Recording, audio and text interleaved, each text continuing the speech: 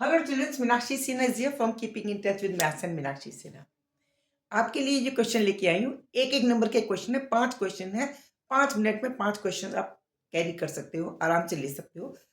थोड़ा सा tricky question, concept clear होने चाहिए, रूट बेसिस के क्वेश्चन हैं। सीबीएसई, यूपी बोर्ड, आईसीएसई हर एक में आते हैं। क्वेश्चन बहुत आसान देखिए, 5 मिनट में आप 5 नंबर ले लोगे definitely.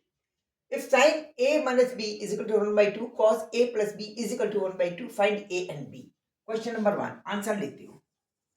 Answer of question number 1 क्या दे रखा है? Sine a plus b, sorry a minus b, sine of a minus b is equal to 1 by 2 और cos a plus b is also equal to 1 by 2। अब आप सोचिए, आपको अगर चार्ट याद है तो हमें पता है साइन 30 के बराबर होता है a minus b, वो 1 by 2, साइन 30 1 by 2 के बराबर है। इसका मतलब a minus b किसके बराबर हो गया? 30 के बराबर। a minus b बराबर 30 और cos 1 by 2 किसके बराबर होता है? cos 60 का होता है। ये cos a plus b is equal to 1 by 2 है। ये इसका मतलब ये हो गया कि cos 60 यानी a plus b बराबर 60 के। बस आराम से दोनों को जोड़िए, 2a आ गया, b भी कट गया, 2a बराबर 90, a बराबर हो गया 45। इसलिए b किसने बराबर हुआ? b बराबर हो गया जिसके, आप देखिए ये इसमें लिखिए, इसमें भी रख दीजिए b, a बराबर 45 है तो b बराबर कितना हो गया? b बराबर 45 minus 30 that is 50। Answer answer देखिए आ जाएगा 1 मिनट के अंदर, क्योंकि हमें ये याद होना चाहिए कि 1 by 2 कौन से साइन का होता है? 1 by 2 होता है साइन 30 का। तो इसलिए a माइनस बी, क्योंकि ये भी sine a minus B, sine of a minus B 1 by 2 दे रखा है, इसका मतलब a माइनस बी की वैल्यू 30 के बराबर है। Cos of a plus B 1 by 2 दे रखा है, कॉस 60 होता है 1/2। चार्ट हमें याद होना चाहिए। तो a माइनस बी और a प्लस बी दोनों की वैल्यू निकल गई, 2 इक्वेशन बन गई, दोनों जोड़ लिया, जोड़ा तो b भी कैंसिल हो गया, a बराबर 45 आ गया आराम से। जब a 45 b 15 हो गया। क्लियर हो गया? ठीक। क्वेश्चन नंबर 2, कोई ज्यादा समय नहीं लगा। अब देखिए, the sum of the m term of the AP, m term of SM AP कितना दे रखा है? is 2 times m। Question number 2, answer number 2, answer of question number 2, 2m square plus 3m। तो हमें क्या है? सेकंड टर्म निकालनी है, a2 निकालनी है। सेकंड टर्म मींस a2, ये सम दे रखा है। इसका मतलब हम पहले सम नंबर एक सम पहले टर्म निकालने। एस फर्स्ट क्या होती है? खुद अपनी टर्म नहीं होती, पहली टर्म निकाल सकती है। ए को एम की जगह अगर हम 1 रख दें तो पहली टर्म आ जाएगी। एपी की पहली टर्म खुद अपने आप ही होती है, वो सम वहीं तक होता है, पहली स्टार्ट होती है। तो एम को 1 रखा तो ये आएगा 2 प्लस 3 यानी 5 आ गई। यानी ये कुछ नहीं, ये बल्कि फर्स्ट टर्म हुई। जब मैथमेटिकल प्रोग्रेस लिखेंगे तो पहली term a1 a plus D plus A plus, इस तरह लिखेंगे ना, तो पहली टर्म खुद में जोड़ उसका खुद अपने आप ही टर्म होगी। तो S1 आ गई। अब S2 निकाल दो। S2 में m इज इक्वल टू 2 लिख दो जी। m इक्वल टू 2 आ जाएगा, तो इसी क्वेश्चन में m इक्वल 2 रखेंगे तो 2 इंटू, यहाँ पे m की जगह 2 रखे, 2 टू 4 प्लस यहाँ m की जगह लिखेंगे 3 इंटू 2, ये हो गया 8 प्लस 6 दैट इज 14 आ गया। अब S2 क्या होगी? S2 A1 प्लस A2 तो होगी, यही तो होगी S2, जो कि हमें कितनी दे रखी है? हमने कितनी निकाली? 14 निकाली। अब 14 में A1 कितनी है? 5, तो A2 निकल जाएगी, यानी A1 5 प्लस A2 बराबर 14, इसलिए A2 बराबर हो गया 14 माइनस 5 दैट इज 9। आंसर कोई ज्यादा समय नहीं लगा, 2 मिनट में आ गया। ये बात फिर से समझा रही हूँ क्योंकि आप लोग एग्जाम में हो गए, मैं आपको जल्दी इसलिए करके दिखा रही हूँ, एग्जाम में आपको इसी तरह से करना है, लेकिन समय ज्यादा नहीं लगता। समझ में नहीं आया तो दोबारा बता देती हूँ। एस एम दे रखा है 2m स्क्वायर प्लस 3m के रूप में।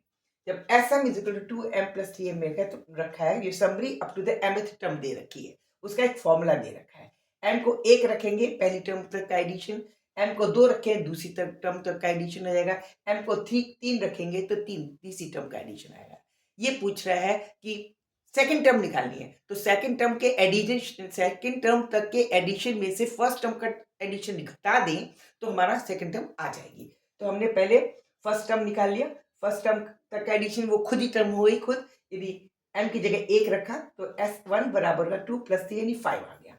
s2 होगा जबकि m की वैल्यू 2 रखेंगे, तो ये हो जाएगी 2 इंटू 2 की जगह m स्क्वायर है तो 4 हो गया, 4 प्लस 3 इंटू 2 6, यानी कुल मिला के 14 हो गया। ये दो टर्म तक के एडिशन, यानी पहली टर्म प्लस दूसरी टर्म का एडिशन 14, जिसमें से पहली टर्म कितनी है 5, तो इसको तो हम टोटल में से घटा देंगे। 14 जो हमने यहाँ से निकाले बराबर हुई पहली टर्म प्लस दूसरी टर्म की वैल्यू निकालनी है। पहली टर्म हम पहले निकाल चुके हैं, तो दूसरी टर्म्स 14 माइनस पहली टर्म्स बराबर 9 बचा। इसका आंसर आएगा 9।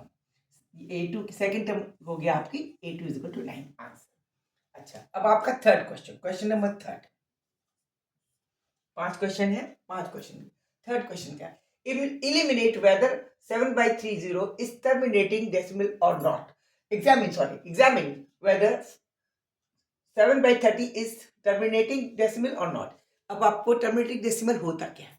टर्मिनेटिंग बस इसका एंड ना हो, आप डिवाइड कर रहे हो, वो डिवाइड होते चले आ रहे हैं, उसमें रिमाइंडर बच रहा है और कर रहे हैं, रिमाइंडर अप टू इन्फिनिटी चलता चला जाता है। इसको कहते हैं टर्मिनेटिंग, नो एंडिंग। किसका एंडिंग? ये हमें चेक करना है कि ये होगा कि नहीं होगा। अब आपको भाग करके देखते रहोगे, ऐसा नहीं होगा। इसको तरीका है इसको प्रूव करने का।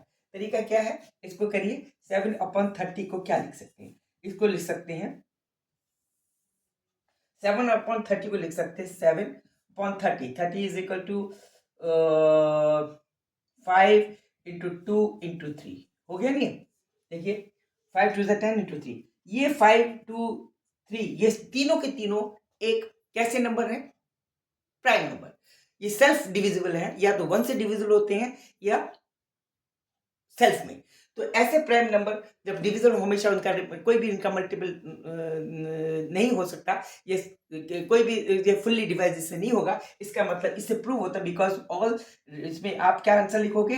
Because in numerator, in denominator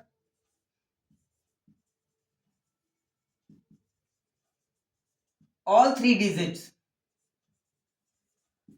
5 2 3 are co-prime number, are prime number.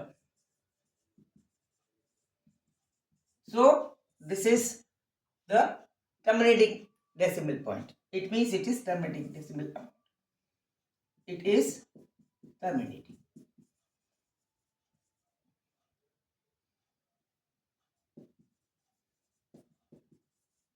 कोई एंड नहीं होगा, इसका होता चलेगा। बस आपको सिर्फ ये लिखना है 5 2 3 they are prime number, they are not divisible by any other number itself or 1, so that in the denominator, so that it will be terminating. बस ये आंसर लिखना था। अच्छा, अब आता है question number 4। If the ratio of the two similar triangles are, ratio of the area होना चाहिए, of the area है। If the ratio of the areas of the two similar triangles are 25:64, find the ratio of their corresponding sides. उनके क्षेत्रफल का अनुपात दे रखा है, similar triangle है, वो अनुपात है 25/64। 25:64 is the ratio of the areas, similar triangles. तो उनके लेंथ की साइड की रेशियो निकालनी है। ये फॉर्मूला है, क्या होता है? A1/A2 of the similar triangle is equal to होता है length 1, length of first side 1, length 2 का स्क्वायर। ये होता है, ये फॉर्मूला याद रखिए। सिमिलर ट्राइंगल के केस में, ओनली सिमिलर साइड्स वाले ट्राइंगल में area upon first upon area upon 2 का जो रेशियो होगा that is equal two sides square upon sides, first square sides upon second का स्क्वायर का रेडियो होता है। इसलिए अब एरिया रख लीजिए आप इसको। इसका मतलब 25/64, this is L1 upon L2 हो गया square. It means L1 upon L2 किसके हो गया? रूट ले लीजिए। L1 L2 बिल्कुल रूट ऑफ 25/64, दैट इज 5/8। बस दिस इज द आंसर। कोई टाइम नहीं लगा, आपको पढ़ने के लिए होना चाहिए। 4 क्वेश्चन हो गए। Fifth question, question number 5। 5 इन 1 है। 5 इन 1 एक वीडियो में 5 क्वेश्चन मैंने दिए हैं एक साथ, एक एक नंबर के हैं। Find the value of k from the equation has infinity solution. अब आपको मैंने पिछले वीडियो में आपको कंडीशंस बनाए थे, इनफाइनाइट सॉल्यूशन की क्या कंडीशन होती है, नो सॉल्यूशन की क्या कंडीशन होती है, डेफिनेट की क्या कंडीशन होती है। डेफिनेट की कंडीशन ये होती है, दो इक्वेशंस में a1 upon a2 is not equal to b1 upon b2, it means it will get a definite solution. और इनफाइनाइट सॉल्यूशन की क्या वैल्यूज होती है, इनफाइनाइट सॉल्यूशन की मतलब ये होता है कि a1 upon a2 will equal to b1 upon b2 is equal to c1 upon c2। ये इन्फिनिटी सॉल्यूशन किया। लेकिन अगर a1 upon a2 is equal to b1 upon b2 but not equal to, तो आपके कोई सॉल्यूशन नहीं हुआ। इसमें आपको यही लगाना है। क्या लगाना है? क्या लगाना है? a1 upon a2 is equal to b1 upon b2 is equal to c1 upon c2। उस केस में आपको इन्फिनिटी सॉल्यूशन मिलेंगे। अच्छा, अब आप इसको करिए, करने बैठे इसको रखिए। a1 क्या है इसके अंदर, कंपेयर कीजिए पूरी इक्वेशंस को। इक्वेशन ये है आपकी, दो इक्वेशन है, ये 4x है, 4x plus Y is equal to -3, इधर लिख दिए, -3 इज इक्वल टू 0, एक इक्वेशन है। और दूसरी है 8x प्लस 2y